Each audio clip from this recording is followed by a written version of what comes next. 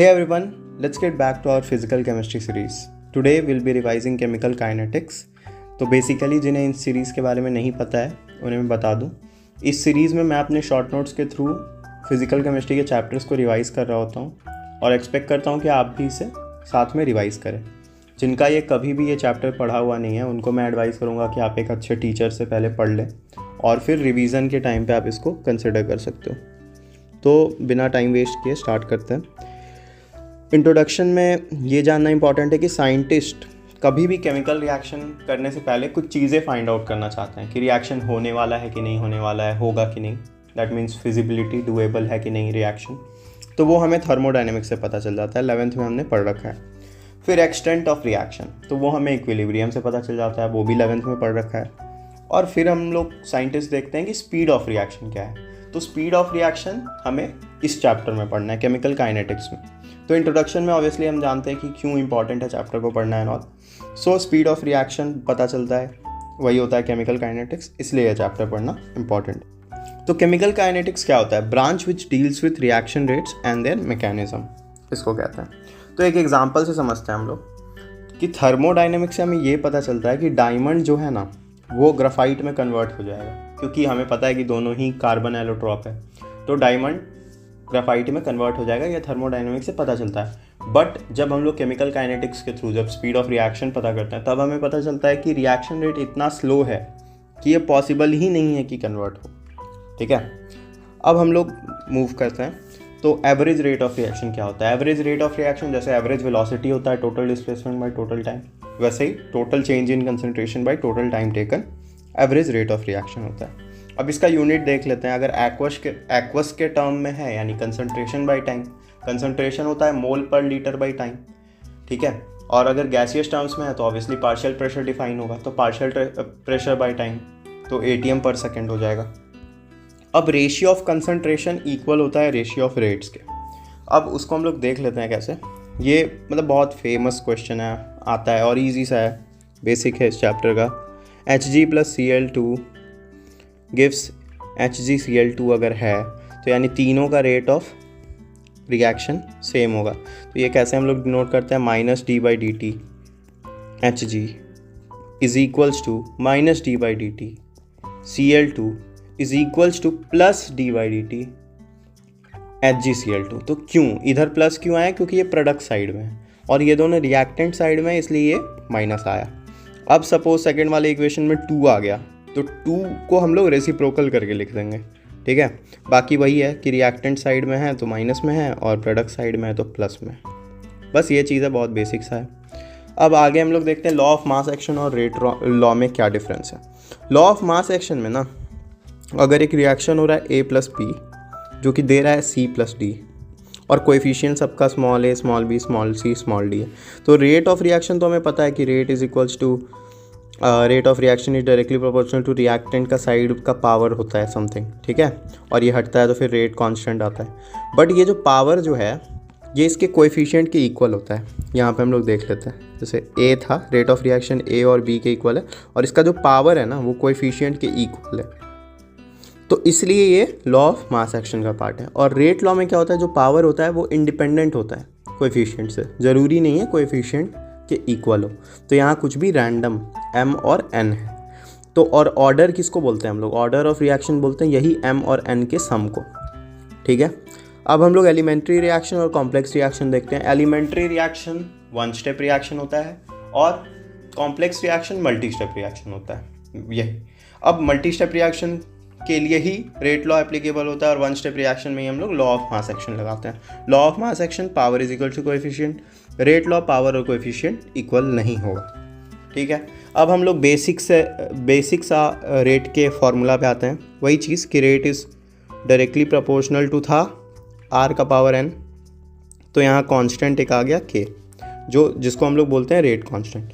बहुत ही important point है ये कि रेट कांस्टेंट सिर्फ और सिर्फ टेम्परेचर पर डिपेंड करता है, बट जो रेट है वो मल्टीपल फैक्टर्स पर डिपेंड करता है जिसमें से एक टेम्परेचर है। तो मैंने क्या कहा कि रेट जो है वो मल्टीपल फैक्टर्स पर डिपेंड करता है जिसमें से एक टेम्परेचर है, बट जो रेट कांस्टेंट है वो सिर्फ और सिर्फ टेम्परेचर पर डिपेंड करता है, ठीक है। अब जैसे जैसे टाइम बीतेगा कंसंट्रेशन ऑफ रिएक्टेंट और रेट ऑफ रिएक्शन कम होगा, क्योंकि रिएक्टेंट यूज़ हो जाएगा, प्रोडक्ट बनेगा। तो अब इसके यूनिट का एक जनरल फार्मूला है। जैसे जैसे इस चैप्टर में हम लोग पढ़ेंगे zero order, first order, second order, वो क्या होता है हम लोग आगे समझेंगे, बट उसके यूनिट के लिए ये एक जनरल फार्मूला है।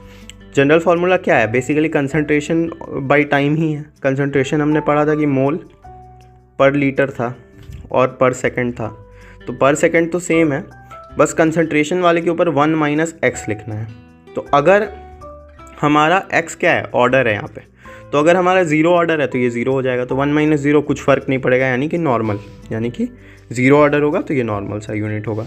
अगर 1 होगा तो 1 माइनस 1 ज़ीरो हो जाएगा, यानी कि कुछ का भी पावर अगर ज़ीरो होता है तो ये पूरा टर्म 1 हो जाएगा, तो सिर्फ सेकंड इन्वर्स होगा, ठीक है। और सेकंड ऑर्डर में यहाँ 2 आ जाएगा तो ये माइनस हो जाएगा, तो ये पूरा 1 बाई ये आ जाएगा और ये सेकंड इन्वर्स रहेगा, ठीक है। ये क्यों इंपॉर्टेंट है? क्योंकि कभी कभी क्वेश्चन में क्या करते हैं, कुछ मेंशन नहीं करेंगे कि ज़ीरो ऑर्डर है, फर्स्ट ऑर्डर है, सेकंड ऑर्डर है, बस क्या करेंगे यूनिट में ये यूज़ रहेगा। तो हमें यूनिट से देख के पता करना रहता है कि अच्छा सिर्फ सेकंड इन्वर्स है, यानी कि ये फर्स्ट ऑर्डर है, क्वेश्चन फर्स्ट ऑर्डर का है, ठीक है। अब आते हैं हम लोग ऑर्डर और मॉलिक्यूलैरिटी में क्या डिफरेंस होता है उसको देखते हैं। ऑर्डर कुछ भी हो सकता है, एलिमेंट्री रिएक्शन भी हो सकता है, कॉम्प्लेक्स रिएक्शन भी हो सकता है, लेकिन मॉलिक्यूलैरिटी जो होता है वो only for elementary reaction defined है। ऑर्डर जो है वो रैशनल नंबर हो सकता है, यानी कि पॉजिटिव भी हो सकता है, नेगेटिव भी हो सकता है, ज़ीरो भी हो सकता है, फ्रैक्शन भी हो सकता है।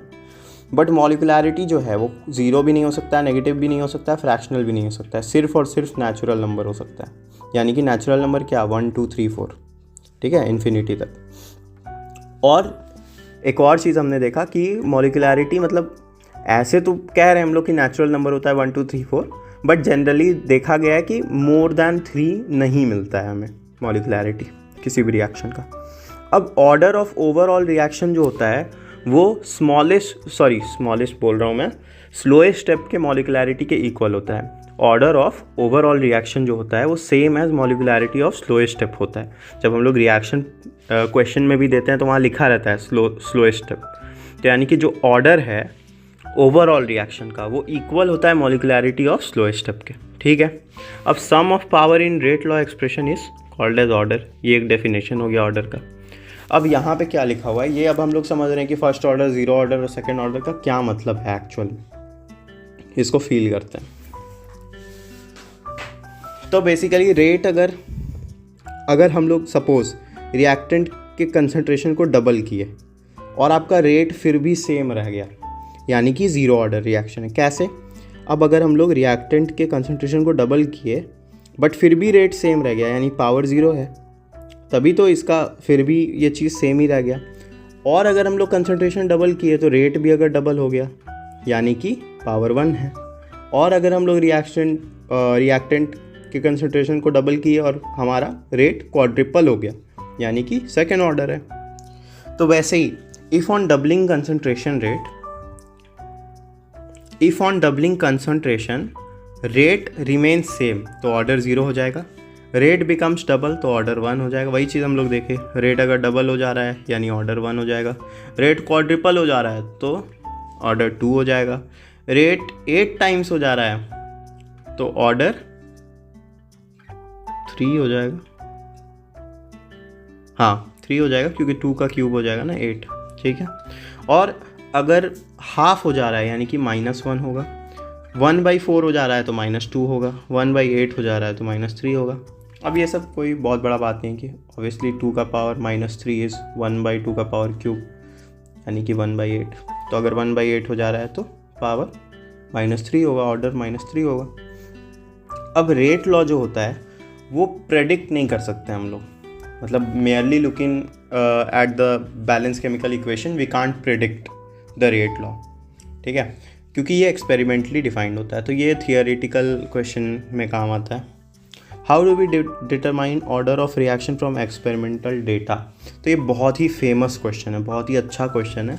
ये बहुत बड़ा सा टेबल वेबल देंगे आपको, ए देंगे, बी देंगे और फिर ऐसी वैल्यूज़ लिखा रहेगा, आपको बताना है कि कौन सा मतलब कितना ऑर्डर होगा इसका। तो इसमें कुछ नहीं करना है, बस दो चीज़ सेम को पकड़ो। यहाँ पे जैसे ये ए है और ये बी है तो यहाँ पे 0.6 है, ये भी 0.6 है, यानी कि सेम है। तो इसको कांस्टेंट लो, कीप कांस्टेंट, और दूसरे वाले को देखो ये कितने से बढ़ा है। तो जब हम लोग इसको कांस्टेंट रखें तो ये डबल हो गया, ठीक है। तो इस तरीके से हम लोग को उस क्वेश्चन को सॉल्व करना रहता है। ये अप्रोच है बेसिकली एक क्वेश्चन का, ठीक है, और ये कोई टॉपिक नहीं है, ये अप्रोच है एक बहुत ही फेमस से क्वेश्चन का। अब नोट करने का पॉइंट ये है कि बहुत सारे क्वेश्चंस में आपको बस इतना लिख के दे देगा कि रेडियो एक्टिव रिएक्शन है, तो आपको खुद से पता करना है कि रेडियो एक्टिव रिएक्शन तो कौन सा ऑर्डर होगा। तो all radio active reaction is first order reaction. उसके बाद फॉर पर्टिकुलर रिएक्शन के वैल्यू इज सेम। अगर सेम ही रिएक्शन है तो उसके लिए रेट कांस्टेंट सेम होता है। रेट कांस्टेंट सिर्फ और सिर्फ टेम्परेचर पर डिपेंड करता है, पहले भी बताया। और in case of radio active जो x मतलब ऐसे हम लोग final concentration by initial concentration को हाफ का पावर x लिख सकता है, जहाँ पे x होता है total time by half life. ये कोई बहुत ही ज़्यादा इम्पॉर्टेंट नहीं है, बिल्कुल भी मतलब इम्पॉर्टेंट नहीं है। ये हम लोग बाद में भी इसको खुद से डिराइव कर सकते हैं, ये बस लिखा हुआ है, ठीक है, अगर याद हो जाए तो अच्छा बात है। अब हम लोग देखते हैं बहुत ही इम्पॉर्टेंट पार्ट पे, इसको हम लोग डिराइव ही कर लेंगे तो बहुत अच्छे से मतलब ये हो जाएगा। और मैं तो कहूँगा कि एग्ज़ाम में भी डिराइव करना ही सही रहेगा इस चीज़ को, क्योंकि बहुत ज़्यादा टाइम नहीं लगेगा। रिएक्टेंट से अगर हम लोग प्रोडक्ट बनाते हैं, ठीक है, तो अगर ये सपोज़ ये 0 ऑर्डर का है और ये फर्स्ट ऑर्डर का है, सेकेंड ऑर्डर का एनालिसिस हम लोग को ज़्यादा देखना नहीं है, जनरल फार्मूला है एक मिल जाएगा आगे हमें। तो अगर सेकेंड ऑर्डर का पूछ लिया तो उस फार्मूला में पुट करके निकाल सकते हैं। अब देख लेते हैं। रेट बेसिकली हमने पढ़ रखा है इज़ इक्वल्स टू के और कंसंट्रेशन होता है। तो अगर 0 ऑर्डर है तो ये 0 होगा, तो कुछ का पावर 0 1 होता है, यानी कि रेट सीधा के बराबर है। अब रेट हम लोग माइनस d/dt रेट यानी कि मतलब वही कंसंट्रेशन बाय टाइम किए is equals to rate constant आया, dt को इधर भेज दिए और दोनों तरफ फिर इंटीग्रेट कर दिए। इंटीग्रेट किए तो ये जो रिएक्टेंट साइड में था इसको हम लोग क्या किए, इनिशियल कंसंट्रेशन से लेके फाइनल कंसंट्रेशन तक लिए, और जो के है वो कांस्टेंट है, रेट कांस्टेंट है तो वो बाहर आ जाएगा। और dt को डिफरेंशिएट करेंगे हम लोग टाइम 0 से लेके t इज इक्वल्स टू 0 से लेके t is equals to t तक, ठीक है। अब ये जो r है तो ये r का अपर लिमिट 80 यानी फाइनल कंसंट्रेशन और lower limit initial concentration is equals to K तो कांस्टेंट था ही, और इसमें हो जाएगा t माइनस 0 जो कि होता है t ही, तो ये आ जाएगा kt, ठीक है।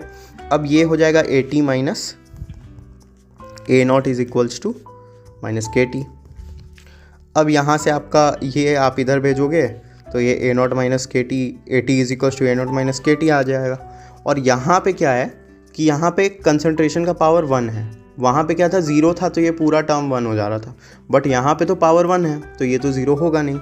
और बाकी फिर सेम चीज़ करना है, इसको डिफरेंशिएट करके t को इधर भेज के दोनों को इंटीग्रेट करके लिमिट्स पुट करके 0 से लेके t तक। फिर उसके बाद हम लोग को ये जानना है कि 1/a का इंटीग्रेशन होता है ln a, ठीक है, ये डिफरेंशिएशन का पार्ट है। तो ln a में फिर पुट कर लो लिमिट at और a0, तो ये हो जाएगा ln at minus ln a0 is equals to minus kt, तो ये हो जाएगा ln at is equals to ln a0 minus kt। तो अब यहाँ पे क्या है, दोनों चीज़ सिमिलर है, ये है at is equals to a0 minus kt और ये है ln at is equals to ln a0 minus kt। अब ये y is equals to c और ये mx जैसा सिचुएशन लग रहा है, तो x यहाँ पे t है, y यहाँ पे ln at है, तो ये ln at है और यहाँ पे t है। सिमिलरली यहाँ पे at y है और ये t जो है वो x है। तो इसका ग्राफ जब पुट करेंगे तो m यहाँ पे स्लोप आ गया माइनस के, तो स्लोप आ गया माइनस के, यहाँ पे भी स्लोप आ गया माइनस के, और c जो है वो a0 इंटरसेप्ट है, तो ये इंटरसेप्ट वाला रीज़न a0 है, यहाँ ln a0 है। अब जब हम लोग ln को log में कन्वर्ट करते हैं तो हम लोग इसको 0.2303 lg80 लिखते हैं, log 80 लिखते हैं। तो वैसे हम लोग इसको कन्वर्ट करके भी देख सकते हैं इसका ग्राफ एंड ऑल। अब हम लोग आते हैं हाफ लाइफ पे। तो हाफ लाइफ कुछ भी नहीं होता है, बेसिकली मतलब 80 जो होता है फाइनल कंसंट्रेशन होता है, बस इनिशियल कंसंट्रेशन का आधा हो गया होता है। तो इस सेम फार्मूला में अगर हम लोग फाइनल कंसंट्रेशन को इनिशियल का आधा लिख दे और इसको सॉल्व कर दे तो लिटरली आप इस पर डिराइव हो जाता है ये वाला फार्मूला। तो ये कहीं और से नहीं आया है, इसी चीज़ पे आया है, इसको देख ही लेते ना। तो 80 में 80 is equals to a0 minus kt और ए टी को हम लोग लिख लिए A0/2, क्योंकि वही है ना कि फाइनल कंसंट्रेशन इनिशियल का आधा हो गया। फिर उसके बाद जब इसको इधर हम लोग भेजेंगे, या इसको इधर भेज दो तो पॉजिटिव में आ जाएगा, और इसको इधर भेजो तो अगर 1 में से हाफ जाता है तो हाफ ही बचता है, यानी कि A0/2 ही बचेगा, A0/2 ही बचेगा। अब यहाँ से T½ निकालना है हम लोग को, T½ निकालना है, तो K को इधर भेज देंगे, तो हमारा ज़ीरो ऑर्डर के लिए T½ क्या आ जाएगा, A0/2K। तो यहाँ क्लियरली दिख रहा है कि ये इनिशियल कंसंट्रेशन पे डिपेंड करता है T½ वही फर्स्ट ऑर्डर का जब हम लोग निकालेंगे तो क्या किए हम लोग, AT के जगह पे A0/2 पुट किए, फिर KT को इधर भेजे, A0 ये वाले को इधर भेजे, और हमें पता है कि भाई माइनस है तो इसको हम लोग डिवाइड कर सकते हैं, यानी कि ln A0/2 लिख सकते हैं। तो ये कट गया, 2 ऊपर आ गया, यानी ln 2 आ गया, और ln को हम लोग 2.303 log 2 लिख सकते हैं, और log 2 का वैल्यू हमें पता है कि log 2 का वैल्यू 0.30 होता है। तो इसको जब हम लोग मल्टीप्लाई करेंगे तो 0.693 आ जाएगा। फिर K को इधर भेज देंगे, तो यहाँ पे T½ जो होता है वो आ जाता है 0.693/K। तो यहाँ पे कहीं भी A0 का टर्म नहीं आ रहा है, इसीलिए हम लोग कहते हैं कि फर्स्ट ऑर्डर रिएक्शन जो होता है वो इनिशियल कंसंट्रेशन पे डिपेंड नहीं करता है, ठीक है। और इससे भी बहुत बार घुमा घुमा के यही चीज़ पे बहुत क्वेश्चंस पूछे हैं। तो अब ये है कि T½ और A0 का ग्राफ ये आएगा, क्यों, क्योंकि A0 पे तो डिपेंड ही नहीं करता है बस। अब इंटीग्रेटेड रेट एक्सप्रेशन क्या है, कुछ भी नहीं है इंटीग्रेटेड रेट एक्सप्रेशन, बस यही चीज़ जो हम लोग किए हैं।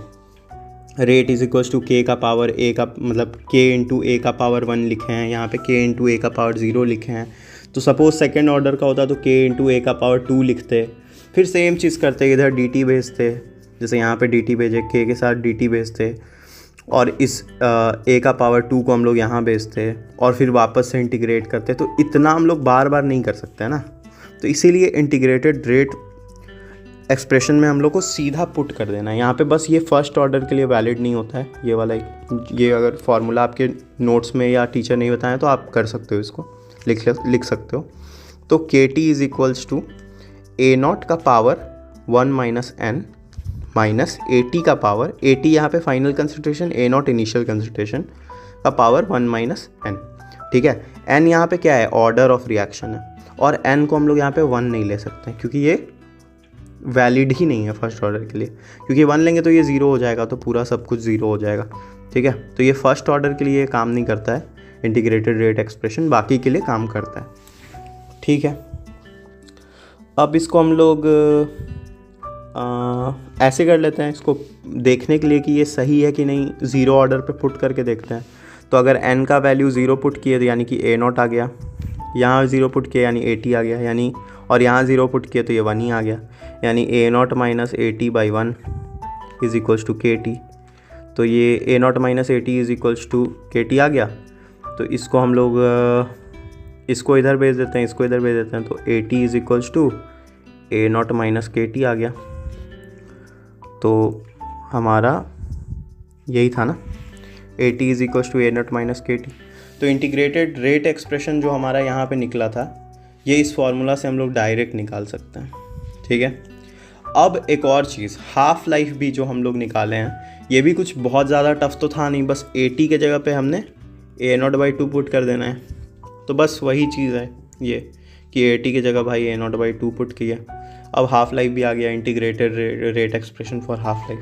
तो ये दोनों बहुत ईजी और काम आएगा। अब हम लोग ये देखते हैं, ये एक बहुत अच्छा कॉन्सेप्ट है कि 0 ऑर्डर के लिए सपोज़ 100 कंसंट्रेशन है किसी चीज़ का, अब वो 50 हो गया, यानी सीधा आधा हो गया, तो उसको कितना टाइम लगेगा, 2 घंटा लगेगा। अब उसको 50 से 25 होने के लिए ना सिर्फ 1 घंटा लगेगा, 25 से उसको आधा होने में टाइम भी उसको आधा लगेगा। बट फर्स्ट ऑर्डर रिएक्शन के लिए क्या होता है, 100 से 50 हो या 50 से 25 हो या 25 से 12.5 हो, सब में उसको 2 घंटा 2 घंटा 2 घंटा ही लगेगा, इक्वल टाइम ही लगेगा, ठीक है। अब हम लोग देखते हैं effect of temperature on rate law, ठीक है। तो रेट लॉ का क्या इफ़ेक्ट है टेम्परेचर पे, ये अरेनियस इक्वेशन से पता चलता है। तो अरेनियस इक्वेशन क्या है, कुछ नहीं है, बस वही K is equals to AE का पावर माइनस EA/RT है। बहुत इंपॉर्टेंट है ये, लिटरली बहुत इंपॉर्टेंट है। आगे जाके यही अरेनियस फैक्टर को चेंज करके कोलिजन आ जाएगा एंड ऑल, वो हम लोग देखेंगे। तो ये यहाँ पे जो ए है ये क्या है, अरेनियस फैक्टर नहीं तो फ्रीक्वेंसी फैक्टर है। तो फिज़िकल केमिस्ट्री में ये बहुत कॉमनली है कि भाई आपको ए का वैल्यू नहीं देगा, जैसे बच्चों को ये फार्मूला भी याद हो तो वहाँ पे ए का वैल्यू आपको नहीं देगा, आपको बोलेगा वो कि फ्रीक्वेंसी फैक्टर इज़ दिस। तो अब बच्चा सोचने लगेगा फ्रीक्वेंसी फैक्टर क्या होता है और वो क्वेश्चन छोड़ देगा, और बहुत उसको फार्मूला भी याद था, सब था, फिर भी नहीं बन पाएगा। तो इसीलिए हम लोग को टर्मिनोलॉजी भी इम्पॉर्टेंट है जानना।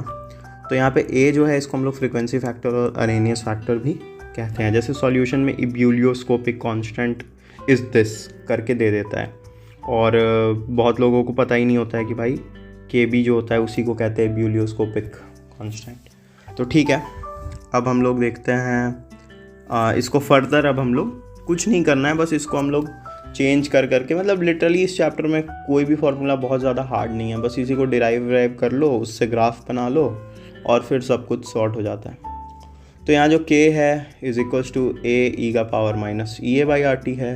कुछ नहीं किए, दोनों साइड लॉग लॉग लगा दिए, लगा सकते हैं दोनों साइड लॉग, तो लगा दिए। L N K is equals to L N A plus, हमें पता है कि मल्टीप्लाई होता है लॉग, तो दोनों को प्लस कर सकते हैं, प्लस एल एन ई का power E A by R T. हमें ये भी पता है कि पावर में जो भी होता है उसको हम लोग आगे भेज सकते हैं लॉग के टर्म्स में, तो एल एन ए, और यहाँ पे ऊपर में minus E A by R T को यहाँ भेज दिए, तो minus E A by R T into L N E, और एल एन ई हमें पता है कि 1 होता है। लॉग अगर किसी का वीक है तो उसको ये सब में इशू हो सकता है, तो मैं लास्ट पेज में लॉग भी लिख के रखा हूँ, लॉग का बेसिक्स। तो अगर किसी का लॉग्स में डाउट है, लॉग में उसको कन्फ्यूजन है, तो वो क्या करना कि लेक्चर बोल रहा हूँ सॉरी, ये रिवीजन जो भी वीडियो है इसके लास्ट वाले पोर्शन में जाकर लॉग वाला चीज़ देख लेना पहले, उसको समझकर फिर वापस से ये सब देखना, तो अच्छे से हो जाएगा। ठीक है, तो कुछ नहीं किया, दोनों साइड लॉग लगाए हमने, फिर एल एन के आ गया, एल एन ए आ गया, ऊपर से ये यहाँ आ गया minus A by R T, और एल एन ई का वैल्यू 1 हो गया, इतना किए। अब ये y is equals to m x plus c वाला इक्वेशन लग रहा है। अब इसमें हम लोग ln को log में कन्वर्ट कर लेंगे, क्योंकि ज़्यादा अच्छा रहता है log में कन्वर्ट करना। तो 2.303 LGK is equals to 2.303 LGA is equals minus E A by R T. अब हम क्या किए, सारे तरफ 2.303 से डिवाइड कर लिए, ये भी कर सकते हैं हम लोग दोनों साइड, तो कर लिए, तो ये कट गया, ये कट गया, तो एल एन के आ गया, एल एन ए आ गया, और यहाँ पे E A by 2.303 R T आ गया, वही चीज़ है ये। अब कुछ नहीं, y is equals to m x plus c है, यहाँ पे x क्या है, ये t है, 1/t है, तो इसी का ग्राफ लिए। तो y में हम लोग क्या लिखे, ln, एक बार ln के लिखे और एक बार lg के लिखे, और x में क्या लिखे, 1/टाइम लिखे, 1/टाइम लिखे। तो फिर क्या आता है हमारा c क्या होता है, इंटरसेप्ट, तो ये c हमारा ln a आ गया, और एक बार में lg आ गया, और स्लोप जो है minus E A by R T आ गया, minus E A by 2.303 R T आ गया। अब यहाँ पर k is equals to, suppose, मतलब यही इक्वेशन सपोज दो अलग अलग के लिए, एक k1 के लिए है T1 टेम्परेचर पे, और एक k2 के लिए है T2 टेम्परेचर पे।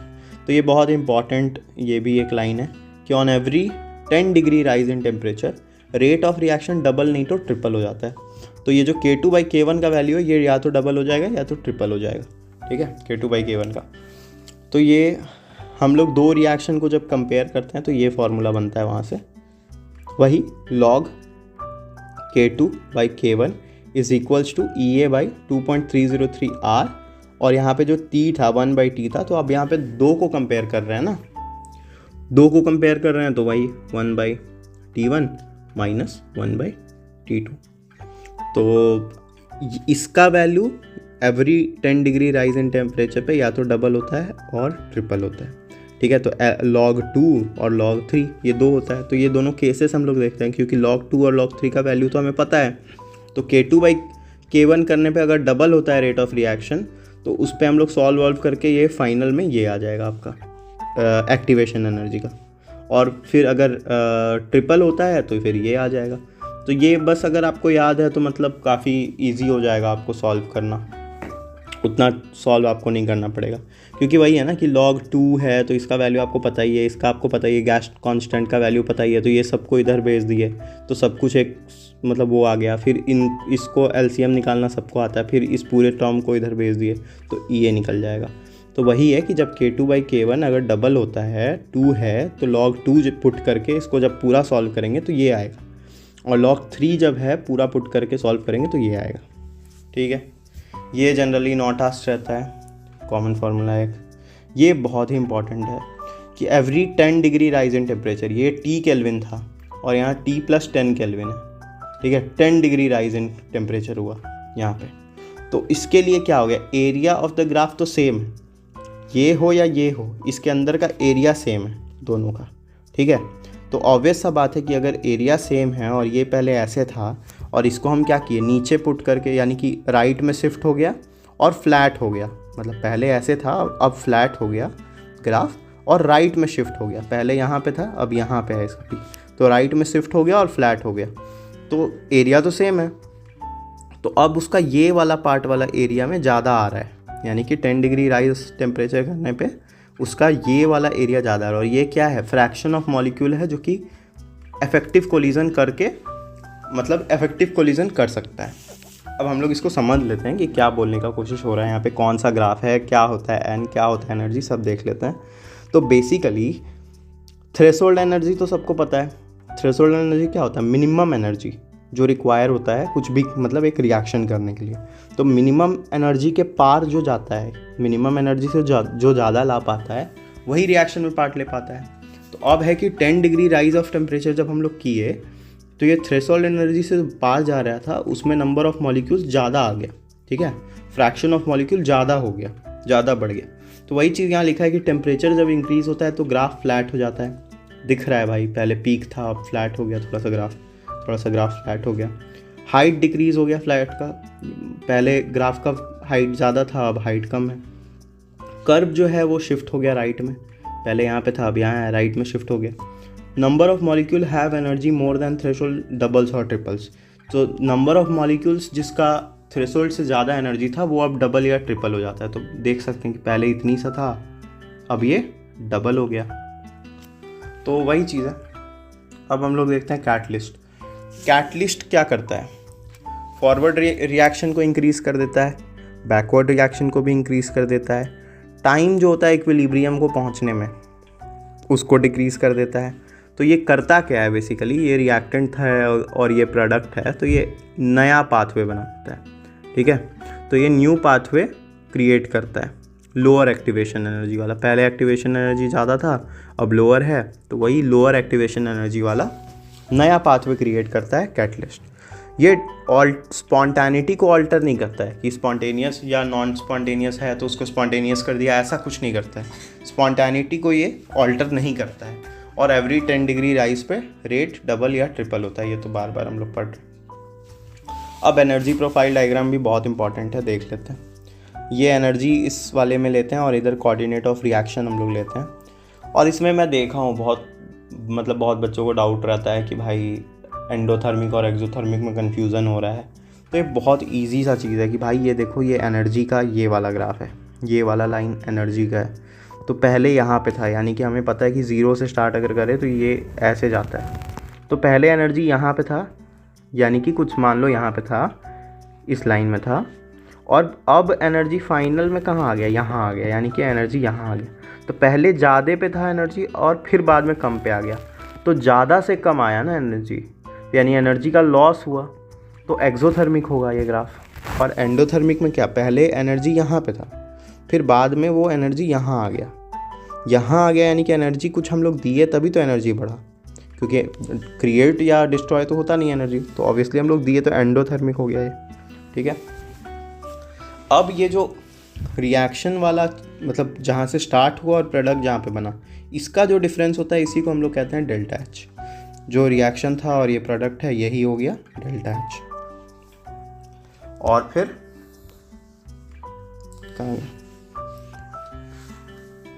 ये जो रेट ऑफ रिएक्शन है ये हो गया एक्टिवेशन, कि भाई जहाँ से स्टार्ट किए थे वहाँ से हम लोग को एक सर्टेन पहुँचना पड़ा, एक्टिवेशन एनर्जी को पार करना पड़ा, तब जाके प्रोडक्ट बना।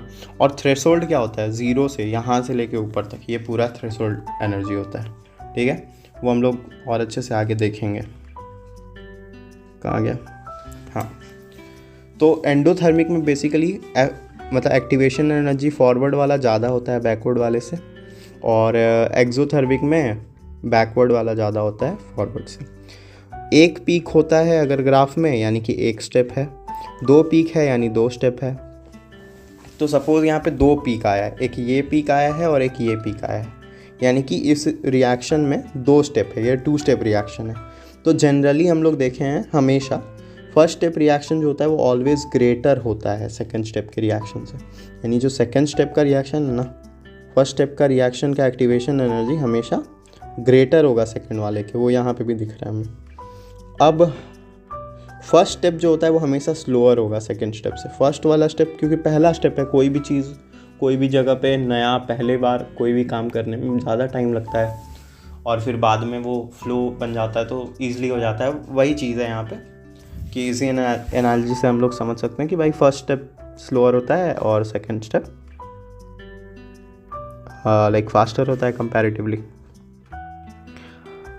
अब एक और चीज़, फर्स्ट स्टेप के ये रिएक्टेंट था, ये प्रोडक्ट था। फर्स्ट स्टेप का प्रोडक्ट ही तो सेकंड स्टेप का रिएक्टेंट है, और फिर सेकंड स्टेप का प्रोडक्ट थर्ड स्टेप का रिएक्टेंट होगा। ठीक है, वही चीज़ लिखा है कि product of first step is reactant of second step. अब excess energy required by the reactant is called as activation energy. जो एक्सेस एनर्जी होता है, जो रिएक्टेंट को ज़रूरी होता है प्रोडक्ट बनाने के लिए, वो होता है थ्रेशोल्ड एक्टिवेशन एनर्जी। और टोटल एनर्जी जो होता है, जो रिक्वायर्ड होता है, वो होता है थ्रेशोल्ड एनर्जी। वही चीज़ लिखा है कि मिनिमम एनर्जी या total energy required by the reactant to make the product is called as threshold energy. अब कोलिजन थियरी क्या है? कोलिजन थियरी KTG पे बेस्ड है, काइनेटिक थियरी ऑफ गैसेस पे बेस्ड है। 1916 से 1918 तक मैक्स स्ट्रॉट्स और विलियम लुइस ने मिलके इसे दिया था। इसमें कुछ नहीं था, जो हम लोग अर्हेनियस इक्वेशन देखे थे ना, E/RT, तो उन्होंने कहा कि यहाँ पे ए अर्हेनियस फैक्टर के बदला हटाओ उसको और कोलिजन फ्रीक्वेंसी लाओ। ठीक है, ये यहाँ पे कोलिजन फ्रीक्वेंसी लाओ। कोलिजन फ्रीक्वेंसी क्या था? Number of effective collision per unit volume per unit second, वो था ये। ठीक है, अर्हेनियस फैक्टर को हटा के वो लोग ये लाए। तो ये लोग बोले कि टेम्परेचर बढ़ेगा तो काइनेटिक एनर्जी ऑफ गैसेस भी बढ़ेगा, तो कोलिजन फैक्टर भी बढ़ेगा, तो रेट ऑफ रिएक्शन भी बढ़ेगा। फिर बाद में यहाँ पे प्रोबेबिलिटी और स्टेरिक फैक्टर आया, क्योंकि पता चला कि भाई कोलिजन होने का तो प्रोबेबिलिटी भी तो मैटर करता है ना। वहाँ पे दो चीज़ मैटर करता है, थ्रेशोल्ड फ्रीक्वेंसी रीच करना चाहिए, और दूसरा चीज़ मैटर करता है कि प्रॉपर ओरिएंटेशन में होना चाहिए। कि जैसे सपोज़ ये ऐसे जा रहा है और ये ऐसे जा रहा है, तो ये एक प्रॉपर ओरिएंटेशन में दो एटम्स होना चाहिए कोलाइड करने के लिए। तो प्रॉपर ओरिएंटेशन इंपॉर्टेंट था इफेक्टिव कोलिजन के लिए, अफेक्टिव कोलिजन के लिए कि मैक्सिमम अच्छा से इफेक्टिव हो कोई भी चीज़, और थ्रेशोल्ड काइनेटिक एनर्जी भी रीच होना चाहिए। तो इसीलिए बाद में हम लोग कोलिजन फ्रीक्वेंसी को हटा के फिर प्रोबेबिलिटी और स्टेरिक फैक्टर यहाँ पे लाए।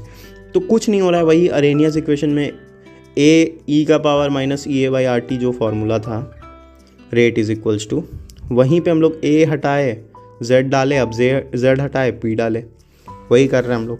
अब according to this theory reactant molecule जो है वो स्फेयर है।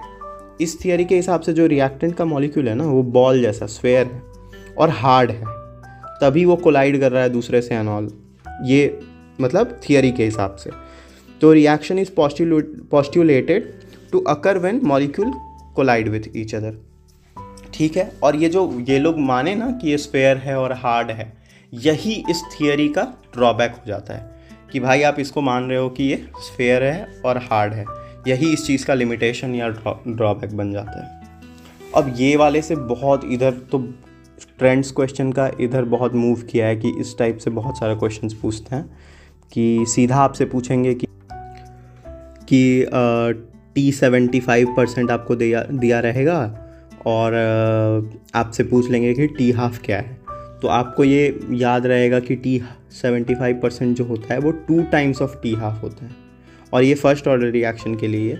तो T½ टी हाफ आप फार्मूला से भी निकाल सकते हो फर्स्ट ऑर्डर का कि 0.693/k है, तो यहाँ से आपको k भी पूछ सकता है, कुछ भी पूछ सकता है मतलब बेसिकली। तो आपको ये सब तो मैं कहूँगा कि याद ही करना बेटर रहेगा कि भाई, क्योंकि सीधा आ जाता है 99% सीधा आ जाता है, 99.9% आ जाता है, 75% आ जाता है, जेई वगैरह में भी सीधा आया हुआ है। तो ये तीनों तो याद ही रहे तो बेटर है। और उसके अलावा अगर रैंडम किसी का निकालना है तो ये फार्मूला है। तो ऑब्वियस सा बात है, हम लोग देखे हुए थे कि ln का टर्म किस में आ रहा था, फर्स्ट ऑर्डर में, तो ये फर्स्ट ऑर्डर के लिए। तो k इंटू TX%, यानी कि t 75% अगर है तो वो यहाँ पे आ गया, ठीक है, और k तो k ही है, is equals to ln a/a-x। तो a क्या है, वही कंसनट्रेशन, और ये भी वही है, कंसनट्रेशन ही है इन टर्म्स ऑफ परसेंट, ठीक है। तो इसमें जब हम लोग वैल्यूज़ पुट करेंगे क्वेश्चंस के थ्रू, अगर आप देखोगे तो ये वाला पुट करके आप आराम से निकाल सकते हैं। सपोज आपको बोल दिया 69% पे क्या होगा, तो फिर इसको पुट करना पड़ेगा कि t इज़ 69% एंड ऑल, फिर a माइनस 0.69 a, ऐसे करके फिर जब सॉल्व करेंगे तो आ जाएगा। अब ये एक बहुत ही इम्पॉर्टेंट टाइप ऑफ क्वेश्चन मेरे को लगा, मतलब 2-3 जगह ये मेरे को ये क्वेश्चन दिखा था और ये क्वेश्चन जल्दी सॉल्व नहीं हो रहा था, तो इसका मेरे को बहुत अच्छा एक ट्रिक मिला इसको सॉल्व करने का। तो ट्रिक क्या, यही सॉल्यूशन ही यही है इस क्वेश्चन को सॉल्व करने का। तो ये बहुत अच्छा क्वेश्चन है, तो आपको भी ये क्वेश्चन मिल सकता है, और ये भाई ग्रेस मार्क्स ही समझो अगर ये क्वेश्चन आया तो इसको हम लोग देख लेते हैं, लास्ट में देख लेंगे इसको। अभी हम लोग उससे पहले बेसिक ऑफ लॉग्स देख लेते हैं, ठीक। तो लॉग में 2 तरह का कॉमन लॉग हम लोग देखते हैं कि एक तो लॉग जिसको LG लिखते हैं, वो होता है लॉग का बेस 10, और एक होता है नेचुरल लॉग जो बेस E होता है, जिसको हम लोग ln लिख रहे होते हैं, ठीक है। तो यहाँ पे बेसिक सा कंसेप्ट ये है कि जैसे लॉग है, लॉग का एक बेस होता है और एक आर्ग्यूमेंट होता है जो कि इज इक्वल्स टू सपोज यहाँ पे x है। तो इसका मतलब ये होता है कि लॉग का बेस जो है और एक यहाँ आर्ग्यूमेंट है इज इक्वल्स टू x होता है। तो इसका ये ट्रिक से आप देख सकते हो कि इसको आप ऐसे पुश कर दो, जब b को पकड़ो और यहाँ पे फेंक दो। तो b को मैं पकड़ा और यहाँ फेंका तो ये b यहाँ चला गया, मतलब यहाँ पे log b था, a is equals to x था, मैं क्या किया, b को लिया और यहाँ पे फेंका, तो ये x ऊपर चला गया और b यहाँ आ गया, ठीक है। तो a is equals to b का पावर x आ गया, ठीक है। ये बहुत अच्छा ट्रिक है, ये पूछ सकते हैं आपसे। तो इसको हम लोग एग्जांपल से देख लेते हैं ना। ये b बेस में क्या है, 10 है, और यहाँ पे क्या है, आर्ग्यूमेंट में a है और ये 1 है। तो मैं क्या बोला कि ये तो a है, ये b है और ये x है। मैं बोला b को यहाँ फेंको तो ये b का पावर x हो जाएगा, यानी कि 10 का पावर 1 हो जाएगा, और यहाँ पे a इज इक्वल टू 10 ही है, तो 10 का पावर 1 इज इक्वल टू 10 ही होता है। तो ऐसे ही लॉग हम लोग हर वैल्यू के लिए निकालते हैं कि भाई log 10 का 2 है, तो अब क्या करना है, हमें ये निकालना है, कुछ x है, तो हम लोग को क्या करना है, 10 का पावर ऐसा कुछ रखना है कि वैल्यू 2 आए। तो यही होगा हमारा log बेस 10 2 का वैल्यू, ठीक है। अब इसका कुछ रूल्स है अलग अलग कि अगर log हम लोग मल्टीप्लाई कर रहे हैं तो उसको हम लोग जैसे log a into log b अगर कर रहे हैं तो उसको हम लोग log a plus log b भी लिख सकते हैं। log अगर हम लोग डिवाइड कर रहे हैं a बाई b तो इसको हम लोग माइनस करके लिख सकते हैं, वही है, मल्टीप्लाई तो प्लस, डिवाइड तो माइनस। अब log का पावर b है तो इसको हम लोग b log a लिख सकते हैं, वही जो हमने ऊपर कर रखा है ऑलरेडी। ln e का पावर a है अगर, तो इसको हम लोग अगर log में कन्वर्ट करना चाहते हैं तो 2.303 log बेस 10 a लिख सकते हैं। अब वही चीज़ है ये कि आर्ग्यूमेंट इज इक्वल टू इस 10 को यहाँ पे पुश मतलब फेंको तो ये 10 और p ऊपर चला जाएगा, वही चीज़ है log एंटी log। अब ये भी इक्विलिब्रियम में पढ़े थे हम लोग कि pH plus POH is equal to 14 होता है, तो pH is equal to 14 minus POH हो जाएगा, या POH is equal to 14 minus PH हो जाएगा। अब अगर x is equals to log KC है और आपको KC का वैल्यू निकालना है तो वही है, फिर यहाँ पे बेस जो 10 है उसको यहाँ पे पुश करो तो 10 का पावर x आ जाएगा, ठीक है। वही चीज़ है, मतलब सब कुछ वही है। अब log का वैल्यूज़ याद रखना 10 तक तो मैं सोचता हूँ कि याद रखना ही चाहिए। तो log 1 0 हो जाएगा, क्यों देख लेते हैं। आर्ग्यूमेंट में क्या है 1 है, यहाँ बेस में क्या है 10, इसको यहाँ पे पुश करो तो 10 का पावर 0 इज इक्वल टू 1। तो हाँ भाई, किसी का भी पावर 1 ही होता है। तो ठीक है, ये मतलब ईजी है, बहुत ईजी है। तो log 1 क्या होता है, 0 होता है। log 2 क्या होता है, 2 है तो 1 बढ़ा दो तो 0.30 होता है। 3 है 1 बढ़ा दो तो 0.48 होता है। 4 है 1 बढ़ा दो और एक और बढ़ा दो तो 0.60 होता है। 5 है तो अब 2 बढ़ाओ 0.70। 6 है 0.78, वरना ऐसे भी कर सकते हैं। 6 है ना, तो log 2 into 3 is equals to log 2 plus log 3। तो log 2 क्या होता है, 0.30 होता है। log 3 क्या होता है, 0.48 होता है। तो यहाँ से भी आ गया 0.78, ठीक है। तो ऐसे भी निकाल सकते हो बाद में। 9 है तो log 3 इंटू log 3 कर सकते हैं हम लोग। तो हमें पता है कि दो चीज़ मल्टीप्लाई कर रहे हैं, तो इसको हम लोग लिख सकते हैं log 3 प्लस 3, मतलब log 3। तो log 3 का वैल्यू होता है 0.48 प्लस 0.48, तो ये भी आ जाएगा वहाँ से वही सब चीज़ें हैं। log ख़त्म। अब ग्राफ देख लेते हैं, ऑर्डर ऑफ रिएक्शन का ग्राफ देख लेते हैं। ज़ीरो ऑर्डर रिएक्शन का ये सारा ग्राफ है। ज़ीरो ऑर्डर रिएक्शन का T½ जो होता है A0 पे डिपेंड करता है डायरेक्टली। T 100% भी करता है डायरेक्टली। फिर उसके बाद AT और वो वाला ग्राफ भी हम लोग बनाए ही थे कि इसका स्लोप -K देता है, वही सब चीज़ है। फर्स्ट ऑर्डर का भी ये सब रिएक्शन ग्राफ है, डायरेक्ट ये सब ग्राफ दे सकते हैं भाई। यहाँ पे A0 के में डिपेंड नहीं करता है, तो इसीलिए T½ और A0 का ग्राफ ऐसे आएगा। अब एक बहुत प्यारा कॉन्सेप्ट आता है स्यूडो फर्स्ट ऑर्डर रिएक्शन का। इसका एग्जांपल हो गया इन्वर्जन ऑफ केन शुगर, यानी सुक्रोज वाला केस, और हाइड्रोलिसिस ऑफ इथाइल एसीटेट, ये सब इसका एग्जांपल हो गया। तो यहाँ क्या है देख लेते हैं इसको, बहुत इजी सा है। ये सुक्रोज सपोज है, ठीक है, ये सुक्रोज है, और ये है आपका सपोज क्या सुक्रोज ही है ये, और ये पानी है। तो ये गिफ्ट देता है 2 ग्लूकोज का मॉलिक्यूल, ठीक है। सुक्रोज ऑब्वियसली एक ग्लूकोज एक फ्रक्टोज देता है, अल्फ़ा डी ग्लूकोज और बीटा डी फ्रक्टोज देता है, वो सब मेरे को पता है। जस्ट सेइंग कि केमिकल फार्मूला मतलब ग्लूकोज वाला ही है। तो ये ग्लूकोज है, ये फ्रक्टोज है, सेम ही होता है केमिकल फार्मूला। तो sucrose plus water gives glucose plus fructose, ठीक है। अब यहाँ पे जो पानी है ये एक्सेस अमाउंट में है, ठीक है, एक्सेस अमाउंट में। हमें पता है कि rate is directly proportional to इधर का जो ये सपोज A है और ये B है, तो A इंटू B। बट यहाँ पे जो B है ना, ये बहुत ज़्यादा है, पानी बहुत ज़्यादा है। तो सपोज़ इसको और इसको हम लोग यूज़ भी कर रहे हैं, तो पानी अगर थोड़ा सा यूज़ भी हो जाता है स्टिल वो बहुत ज़्यादा है। तो हम लोग मान के चलते हैं कि पानी यहाँ पे कांस्टेंट है, तो ठीक है। और कांस्टेंट अगर पानी है, H2O अगर चेंज ही नहीं हो रहा है, चेंज बहुत नेग्लिजिबल है H2O में, तो हम लोग कंसिडर करते हैं कि ये कांस्टेंट ही है। और रेट लॉ हम लोग कांस्टेंट के लिए अप्लाई नहीं करते हैं, जो चीज़ चेंज हो रहा होता है उस पर लगाते हैं। तो इस यहाँ पे जो रेट है वो सिर्फ और सिर्फ शुगर पे लगेगा 1 पे। तो यहाँ कोई और देखता तो उसे तो लगता कि रेट जो है वो डायरेक्टली प्रोपोर्शनल है A के 1 और B के 1, तो उसका ऑर्डर हो जाएगा 1 + 1 2।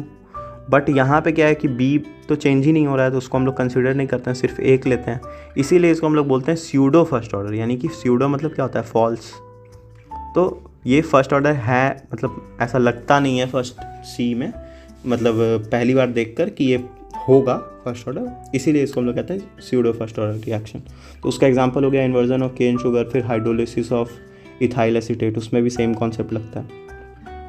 अब ये सब बस वही जो ऊपर हमने पढ़ रखा है उसी का अलग अलग तरीके से डिफिनेशन है, देख लेते हैं। Activation energy of a reaction होता है minimum extra amount of energy. जो एक्स्ट्रा अमाउंट ऑफ एनर्जी था ये रिएक्टेंट और मतलब रिएक्टेंट से प्रोडक्ट बनाने के लिए ये जो एनर्जी लग रहा था एक्स्ट्रा, बस इसी को हम लोग कहते हैं एक्टिवेशन एनर्जी। और थ्रेशोल्ड क्या था, पूरा था, तो ये हो गया थ्रेशोल्ड, वही चीज़ लिखा हुआ है। In order to react molecule at the same time of collision, at the time of collision must possess a certain amount of energy called as threshold energy. Threshold energy is equals to the activation energy plus normal energy, यानी इतना तो activation energy लगता ही है, plus normal energy जो है, ये दोनों को ऐड कर देंगे तो थ्रेशोल्ड एनर्जी के बराबर हो जाएगा, वही चीज़ लिखा हुआ है। Activation energy for a chemical reaction depends upon nature of reacting species, ठीक है। ये DPP में मेरा गलत हो गया था, इसलिए मैं लिखा हूँ। एक्टिवेशन एनर्जी जो होता है केमिकल रिएक्शन का, वो डिपेंड करता है नेचर ऑफ रिएक्टिंग स्पीसीज पे, कि क्या नेचर है जो रिएक्ट कर रहे हैं उस पर। टेम्परेचर पे रिएक्ट नहीं डिपेंड नहीं करता है, कोलिजन फ्रीक्वेंसी पे नहीं करता है, कंसंट्रेशन ऑफ रिएक्टिंग स्पीसीज पे करता है, ठीक है। Sorry, concentration of reacting species पे भी नहीं करता है, सिर्फ और सिर्फ नेचर ऑफ रिएक्टिंग स्पीसीज पे करता है, ठीक है। अब मैं जो बोला था लास्ट में हम लोग ये क्वेश्चन करेंगे वो देख लेते हैं। तो ये क्वेश्चन बहुत अच्छा सा क्वेश्चन मेरे को लगा था। इसमें क्या है, 2 स्टेप दिया रहता है, ये 2 स्टेप है, एक फास्ट है एक स्लो है, और आपसे बस पूछ लेगा कि ऑर्डर क्या है इस रिएक्शन का। तो आपको क्या करना है पता है कि, और हमने ये भी पढ़ा है कि स्लोएस्ट स्टेप का मॉलिक्यूलैरिटी जो होता है, मॉलिक्यूलैरिटी सिर्फ और सिर्फ एलिमेंट्री रिएक्शन के लिए है, और स्लोएस्ट स्टेप का जो मॉलिक्यूलैरिटी है वो ओवरऑल रिएक्शन के ऑर्डर के बराबर होता है। तो वो हम लोग यूज़ यहाँ पे करेंगे, ठीक है। ये स्लोएस्ट स्टेप है तो एलिमेंट्री रिएक्शन है, यानी कि इसका कोएफिशिएंट और पावर इक्वल होगा। तो यहाँ हम लोग रेट लॉ, सबसे पहले इसके लिए रेट लॉ लिख लेते हैं। तो रेट लॉ इसके लिए हम लोग लिखेंगे तो K AB 3 का पावर 1 और AB का पावर 1, ठीक है। ये हम लोग इसका रेट लॉ लिख लिया, वही चीज़ यहाँ लिखा हुआ है। तो अब इसको हम लोग लिख के इक्वेशन 1 मान लिए, इसको इक्वेशन 1 मान लिए, ठीक है। अब हमें क्या करना है, इसका नेट रिएक्शन पहले बनाना है। नेट रिएक्शन AB3 कट गया, अपोजिट साइड में AB 2AB बन गया, B2 यहाँ पे B2 आ गया, और यहाँ पे 2AB2 का 2AB2 आ गया। तो ये भी हमने निकाल लिया ये, और यहाँ पे ये भी हमने इक्वेशन 1 निकाल रखा है। अब फास्ट वाले में हम लोग डायरेक्ट कोएफिशिएंट जो यहाँ पे 1 है उसको पावर में नहीं लिख सकते हैं, ठीक है, क्योंकि ये फास्ट है। तो अब इसके लिए हम लोग क्या करेंगे, फास्ट वाले का Kc निकाल देंगे। इक्विलिब्रियम से हमें पता है कि Kc कैसे निकालेंगे। Kc हम लोग को निकालना है तो AB3, और पावर में जो यहाँ पे रहता है कोएफिशिएंट रहता है उसको पावर लिखते तो 1 ही है। यहाँ पे AB और यहाँ पे B2। अब यहाँ से हम लोग ऐसा वैल्यू निकालेंगे, ऐसा वैल्यू हम लोग यहाँ से निकालेंगे जो हम लोग इक्वेशन 1 में पुट कर सकें। तो हम लोग या तो AB भी निकाल सकते हैं, लेकिन यहाँ पे AB3 निकालना ज़्यादा ईजी है, डायरेक्ट इसको इधर भेज दो। तो AB3 निकाल लेते हैं हम लोग। तो AB3 निकालने के लिए हमें क्या करना है, AB3 अगर हमें निकालना है तो यहाँ पे बस हम लोग Kc के साथ हमने AB और B2 भेज देना है, तो और फिर यहाँ पे पुट कर देना है। फिर जब हम लोग इसके जगह पे इसको पुट करेंगे तो ये ऐसा लगेगा। अब यहाँ पे K और Kc को हम लोग K0 लिख देंगे या K' लिख देंगे। अब यहाँ पे AB और AB 2 AB है ना, तो ये AB का पावर 2 हो गया, और ये B2 एक बार B2 आ गया। अब इसको हम लोग जो फाइनल रेट हम लोग लिखे थे, इसके लिए जो हम लोग रेट लिखेंगे, ये वाले इक्वेशन के लिए हम लोग जो रेट लिखेंगे, AB का पावर X और B का पावर Y, ये ब्रैकेट में रहेगा और यहाँ K रहेगा। तो अब हम लोग इससे कंपेयर करेंगे इसको कि AB का पावर X और ये जो फाइनल हमारा आया AB का पावर 2, तो यहाँ पे X का वैल्यू 2 आ गया, और B2 का पावर Y, B2 का पावर 1, तो Y का वैल्यू यहाँ से 1 आ गया, और ऑर्डर होता है X + Y, तो 2 + 1 = 3। मैं समझ सकता हूँ कि ये थोड़ा कॉम्प्लेक्स लगा होगा, थोड़ा सा गॉश-पॉश हो गया होगा, बट ये क्वेश्चन अगर आप खुद से ट्राई करोगे तो अब आपसे बन जाना चाहिए, क्योंकि बहुत अच्छा लगा था मेरे को ये क्वेश्चन, इसलिए लिख लिया मैं। आई डोंट नो कि PYQ का क्वेश्चन है कि क्या। बस हमारा चैप्टर एंड होता है।